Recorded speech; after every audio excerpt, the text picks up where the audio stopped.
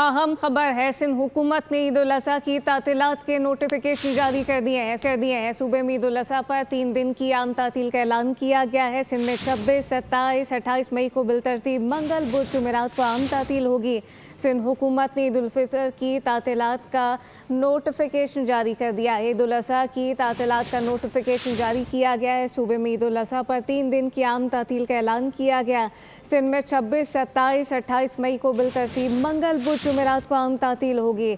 सिंध हुकूमत ने ईद उल अज़हा की आम तातील का ऐलान कर दिया है। सूबे में ईद उल अज़हा पर 3 दिन की आम तातील होगी। सिंध में 26, 27, 28 मई को बिलतरतीब मंगल, बुध, जुमेरात को आम तातील होगी। अहम खबर है, सिंध हुकूमत ने ईद उल अज़हा की तातीलात के नोटिफिकेशन जारी कर दिए हैं। सूबे में ईद उल अज़हा पर 3 दिन की आम तातील का ऐलान किया गया है। सिंध में 26, 27, 28 मई को बिलतरतीब मंगल, बुध, जुमेरात को आम तातील होगी। सिंध हुकूमत ने ईद उल फितर की तातीलात का नोटिफिकेशन जारी कर दिया है। ईद उल अज़हा की तातीलात का नोटिफिकेशन जारी किया गया है। सूबे में ईद उल अज़हा पर 3 दिन की आम तातील का ऐलान किया गया।